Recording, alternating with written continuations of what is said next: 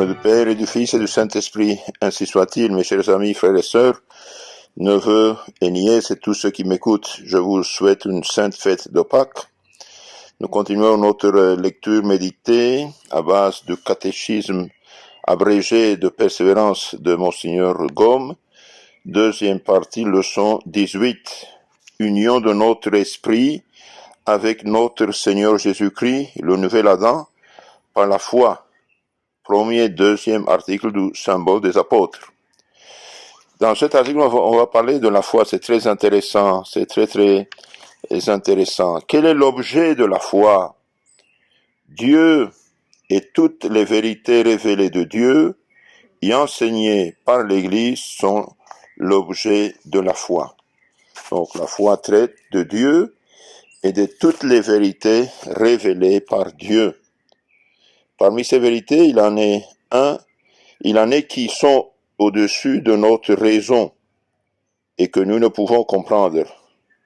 On les appelle mystères. Donc il y a des vérités révélées par Dieu qui existent, mais qui sont au-dessus de notre raison, qui sont difficiles de comprendre pour nous. Par exemple, l'océan existe, une bouteille d'un litre existe, et l'océan n'entre pas dans une bouteille d'un litre. Les deux existent, mais c'est comme ça. L'océan n'entre pas dans une bouteille de 2 litres ou 1 litre, voilà. Donc, on dit que Saint Augustin, quand il écrivait le livre sur la Sainte Trinité, il pensait, il a vu un enfant sur la plage, avec une coquille, il prenait de l'eau de la mer, prenait l'eau et le mettait dans un petit trou. Et le saint s'approche et dit, qu'est-ce que vous faites mon fils? Je vais mettre toute l'eau de la mer ici dans ce petit trou. Le saint dit, mais ça n'entre pas dedans. Et l'enfant dit, et vous, comment vous pouvez comprendre Dieu qui est infini et vous êtes une créature? Donc il y a des vérités qui sont au-dessus de notre raison et que nous ne pouvons comprendre, on les appelle mystères. Une autre question, pourquoi est-il raisonnable de croire les mystères de la religion, ces vérités révélées par Dieu? Il est raisonnable de croire les mystères de la religion, premièrement parce que notre raison elle-même nous commande d'admettre une foule de vérités qu'elle ne comprend pas, mais dont l'existence lui est assurée. Moi, je comprends pas comment ça fonctionne, ce portable, ce téléphone qui est en train d'enregistrer ma voix. Je ne sais pas comment ça marche, c'est quand je l'envoie, mais ça fonctionne, donc je crois. 2, parce que s'il n'y avait pas de mystère dans la religion, elle ne viendrait pas de Dieu et elle serait fausse. Pourquoi? Parce que Dieu étant infiniment grand, nous révèle des vérités au-dessus de notre raison, mais qui ne contredisent pas la raison. Quels sont les principaux avantages des mystères de la religion? Réponse. Voici les principaux avantages des mystères de la religion.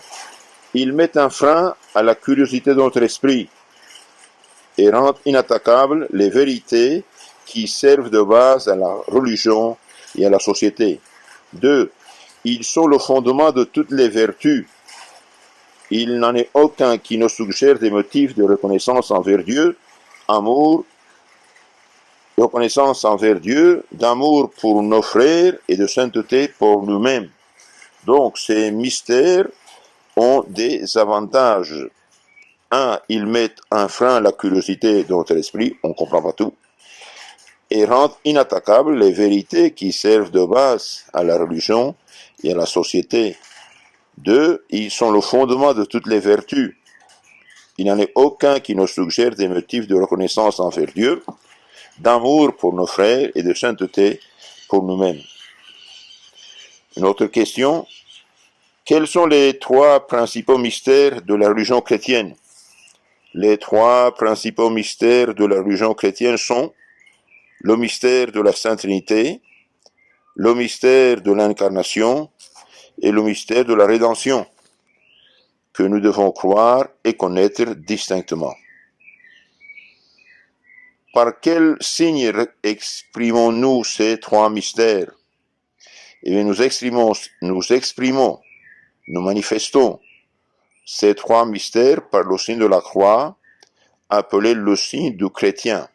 La croix, c'est le signe du chrétien. parce qu'il nous distingue des Juifs, des Mahométans, des idolâtres. Le signe de la croix est-il bien ancien dans l'Église? C'est une question. Oui, bien sûr. Le signe de la croix est aussi ancien que l'Église. L'usage de le faire remonte jusqu'aux apôtres, et les premiers chrétiens le faisaient presque continuellement. Quelle est la puissance du signe de la croix? Le signe de la croix est tout puissant pour chasser le démon. Écoutez bien ceci. Le signe de la croix, dire au nom du Père et du Fils et du Saint-Esprit, est tout puissant pour chasser le démon, pour éloigner les tentations et nous délivrer des dangers de l'âme et du corps. Nous devons être surtout fidèles à le faire avant et après le repas.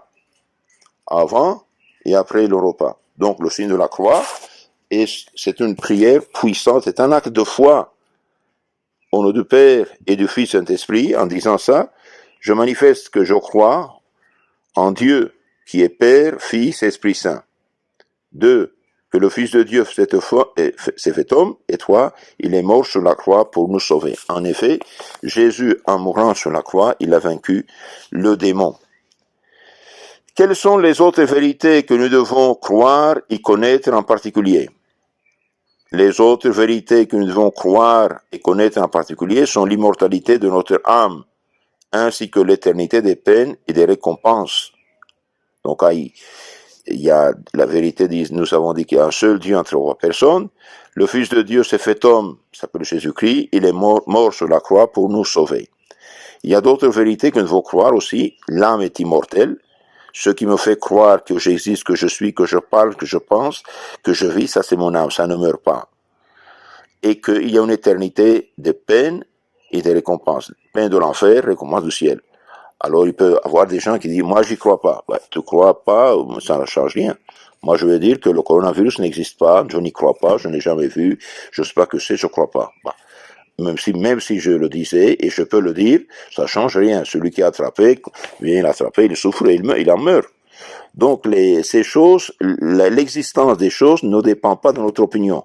Aujourd'hui, les gens trompés, empoisonnés par le relativisme, relativiste, donc subjectiviste, ah, j'y crois pas. Tu crois ou tu crois pas, ça ne change rien. Les choses sont ce qui sont et punto.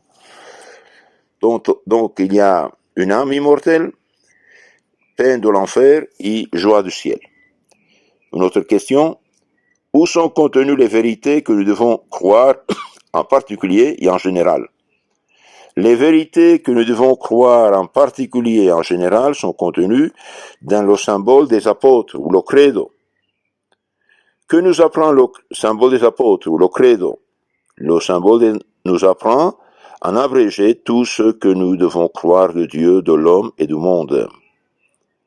C'est le résumé de la foi chrétienne. Tout ce qui est important dans la Bible, dans la révélation traduction apostolique, c'est synthétisé. Que devons croire de Dieu? Eh bien, nous devons croire qu'il y a un Dieu, qu'il n'y en a qu'un seul. Ça s'appelle monothéisme, un seul Dieu. Qu'il y a un Dieu, trois personnes distinctes, qui sont également Dieu, mais qui ne forment qu'un seul Dieu, parce qu'ils ont la même essence divine, la même nature divine. Dieu Père, Dieu Fils, Dieu Esprit Saint. Un seul Dieu, il y a un seul Dieu, et en Dieu il y a trois personnes, Père, Fils, Esprit Saint. Comme par exemple, le soleil, il est un.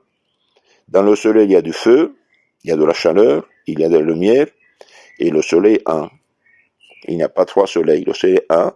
Dans le soleil, il y a feu, chaleur et lumière. Dieu pense, on appelle Père, sa pensée, son intelligence, sa sagesse, sa parole, on appelle Fils. Dieu Père et Fils se connaissent et s'aiment d'un amour infini, cet amour divin, on appelle Esprit Saint. Donc le credo nous enseigne qu'il y a un seul Dieu, et en Dieu trois personnes divines, Père, Fils, Esprit Saint. Que devons-nous croire encore? Nous devons croire encore que le Père engendre son Fils, égal à lui de toute éternité, et que le Fils s'est fait homme pour nous racheter et que le Saint-Esprit égal en tout au Père et au Fils procède de l'un et de l'autre. Donc il y a un seul Dieu en trois personnes. Depuis que le soleil est soleil, eh bien il a de la chaleur, il a de la lumière. Depuis que Dieu est Dieu et Dieu éternel, Dieu a toujours existé, c'est l'auto-existant, eh bien il a eu sagesse, intelligence, parole, qu'on appelle Fils, et amour, Esprit Saint. En Dieu, il n'y a pas avant, après. Les trois personnes divines sont un même, il y a un seul Dieu. Que devons-nous croire de l'homme? Nous devons croire de l'homme qu'il a été créé par Dieu, qu'il a une âme spirituelle, libre, immortelle, qu'il a péché, qu'il a été racheté, qu'il ressuscitera un jour pour être jugé et recevoir, suivant ses œuvres, un bonheur ou un malheur éternel. Donc le credo, synthèse de toute la Bible, nous enseigne que l'homme est une créature de Dieu. Il est composé de corps et âme. L'âme est spirituelle, libre et immortelle.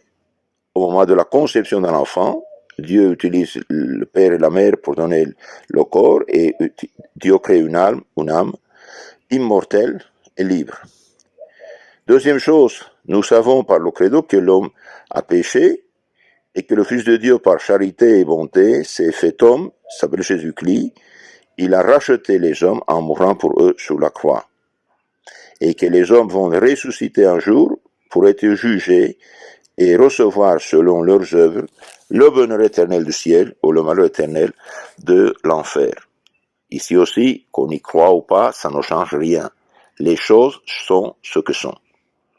Notre opinion, notre parole ne valent rien dans la mesure que ne concorde pas avec la réalité.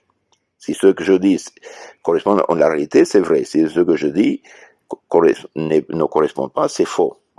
Je peux dire le coronavirus n'existe pas. Je peux le dire, ça ne change rien. Les choses sont ce que sont. Que devons-nous croire du monde? Nous devons croire du monde qu'il a été créé de Dieu et mis à l'usage de l'homme. Donc le monde est une créature de Dieu, qu'il a été créé par Dieu et il est mis à l'usage de l'homme. Qu'il est conservé, gouverné par une providence universelle et qu'il aura une fin. Donc, le monde a été créé par Dieu, il est conservé et gouverné par une providence universelle de Dieu, et un jour terminera ce monde tel qu'il est. C'est intéressant de parler un peu de la providence, par exemple les catastrophes, les calamités, les épidémies, tout ça. Bon. Dieu ou bien les veut ou bien les permet. Dans la Bible, Jérémie prophète dit, eh bien Dieu va vous visiter par la faim, la peste et la guerre. La faim, peste et guerre. Bon. Quand les hommes pêchent, s'oublient de Dieu, eh bien Dieu se retire un petit peu. Il ne se retire pas totalement parce que sinon, ce serait une catastrophe universelle, mais un petit peu. Et là, on voit par ce virus, par exemple, que les hommes se rendent compte qu'ils ne sont pas Dieu, qu'ils sont rien de tout. Ils s'étaient tellement enflés d'orgueil et maintenant ils pleurent pour ne pas mourir. Espérons que beaucoup de gens pensent qu'ils sont des hommes et qu'ils ne sont pas des bêtes. Continuons avec le symbole des apôtres. Combien y a-t-il d'articles dans le symbole des apôtres? Il y a dans le symbole 12 articles, dont les 8 premiers nous apprennent à connaître Dieu, notre Père, et les 4 derniers, l'Église, notre Mère. 8 et 4, 12. Il y a 12 articles, 8 nous parlent de Dieu, et 4 nous parlent de l'Église. Quel est le premier article du symbole? Voici le premier article du symbole des apôtres. Je crois en Dieu, le Père puissant, créateur du ciel et de la terre. Que veut-il dire croire en Dieu? Croire en Dieu veut dire tenir pour certaine, et au-dessus de toute espèce de doute, l'existence d'un seul Dieu, sa bonté, sa sagesse, sa vérité et toutes ses perfections, parce qu'il nous les a révélées et de plus se confier en lui pleinement et pour tout. Le don de la foi, nous le recevons au moment du baptême. Eh bien, quand un enfant est baptisé, eh bien, Dieu verse dans son âme la grâce, la sainteté, comme la lumière dans la lampe, bien illuminée, le purifie de tout péché, originel ou personnel si est adulte, et nous donne les vertus théologales, la foi, l'espérance et la charité. Les vertus infuses et les dons du Saint-Esprit. Donc, le chrétien croit qu'il y a un seul Dieu, que Dieu est la bonté, sagesse, vérité, il possède toutes les perfections, et qu'il a révélé ces vérités pour nous, et nous devons nous confier en lui pleinement et pour tout. Donc, nous devons avoir confiance en Dieu, même dans la maladie, précisément dans la maladie, dans les épreuves, Dieu sauve les hommes. Combien d'hommes oublient Dieu, et puis un petit problème, et ils se convertissent. Voilà. Dieu utilise les causes secondes, la situation physique du monde pour sauver des hommes. Pourquoi donnons-nous à Dieu le nom de Père? Nous donnons à Dieu le nom de Père parce que de toute éternité, il engendre son Fils, qu'il est le principe de tout ce qui existe et qu'il nous a adoptés pour ses enfants. Engendrer, c'est un engendrement intellectuel. Dieu pense, et sa pensée, on l'appelle Fils. Depuis que Dieu est Dieu, il a toujours eu un Fils. Pourquoi commençons-nous par l'appeler Tout-Puissant? Nous commençons par appeler Tout-Puissant parce que rien ne lui est impossible. Et pour n'avoir pas de peine à croire les merveilles de la nature et de la grâce. Donc, à Dieu, rien n'est impossible. Rien, tout est possible à Dieu. Dieu est Tout-Puissant. Pourquoi l'appelons-nous Créateur du ciel et de la terre? Nous l'appelons Créateur du ciel et de la terre parce qu'il a fait de rien toutes les choses visibles et invisibles. Mais quoique nous disions que le Père a créé le ciel et la terre, l'œuvre de la création est commune au Père, au Fils et au Saint-Esprit. Tout ce que fait Dieu en dehors de soi-même est œuvre commune du Père, du Fils et du Saint-Esprit. Quel sentiment doit nous inspirer le premier article du symbole? Le premier article du symbole des apôtres doit nous inspirer 1. Envers Dieu un grand sentiment de respect, de confiance et d'amour. Respect, confiance, amour. 2. Envers nous-mêmes un saint orgueil, parce que nous sommes créés à l'image de Dieu. 3. Envers les créatures, une grande crainte de les profaner, parce qu'elles appartiennent à Dieu. Donc, le premier article du Credo nous enseigne à avoir un grand sentiment de respect, de confiance et d'amour à Dieu. Et Jésus a dit, celui qui m'aime garde mes commandements. Envers nous-mêmes, avoir un saint orgueil parce que nous sommes enfants de Dieu, créés en Dieu, rachetés, régénérés, sanctifiés par Dieu, et notre corps, notre âme est temple du Saint-Esprit, si nous sommes en état de grâce. Et 3, nous devons avoir grande crainte de profaner les créatures, parce qu'elles appartiennent à Dieu. Même notre corps même est de Dieu, nous sommes de Dieu, donc on n'a pas le droit de profaner, de mal utiliser les choses. Quel est le second article du Credo? Voici le second article du Credo. Je crois en Jésus-Christ, son Fils unique, notre Seigneur. Pourquoi le Fils de Dieu est-il appelé Jésus? Le Fils de Dieu est appelé Jésus parce qui veut dire sauveur. Jésus signifie sauveur, Dieu qui sauve, parce qu'il a sauvé tous les hommes du péché et de la mort éternelle en mourant pour eux. Alors, maintenant, ce salut de Jésus vient à nos âmes au moyen de l'Église qu'il a fondée et des sacrements. Que veut dire le nom de Christ? Le nom de Christ qui veut dire oint ou sacré, en hébreu le Messie. Le Fils de Dieu est appelé Christ parce que chez les Hébreux on consacrait par une onction sainte les prêtres, les rois et les prophètes, et que notre Seigneur est roi, prêtre et prophète, et qu'il possède la plénitude de la grâce et de la divinité. Pourquoi Jésus-Christ est appelé Fils unique notre Seigneur? Jésus-Christ est appelé Fils unique parce qu'il est unique Fils de Dieu par nature. Et notre Seigneur, on l'appelle aussi notre Seigneur parce qu'il est notre Maître en tant que Dieu et en tant qu'homme. Fils unique, Dieu, pense, sa pensée, on appelle Fils, unique. Et notre Seigneur, parce qu'il est notre Maître en tant que Dieu et en tant qu'homme. Quel sentiment doit nous inspirer le second article du symbole? Le second article du symbole doit nous inspirer une soumission filiale envers notre Seigneur. Donc connaître Jésus, aimer Jésus et suivre la loi de Jésus. De là l'importance de connaître le catéchisme et l'évangile, lire et méditer l'évangile. Je prends la résolution d'aimer Dieu par-dessus toute chose et mon prochain comme moi-même pour l'amour de Dieu. Et en témoignage de cet amour, j'écouterai avec attention les instructions des prêtres dans l'Église et dans le catéchisme. Au nom du Père et du Fils et du Saint-Esprit. Amen. Mes chers frères, si vous voulez savoir un peu plus sur ces sujets, vous pouvez chercher dans le canal FSSPX Costa Rica. Nous avons aussi dans ce canal une partie de ces français en français. Là où vous pouvez trouver tout ça. Je vous bénis et je prie pour vous, priez pour moi. Au nom du Père et du Fils et du Saint-Esprit. Amen.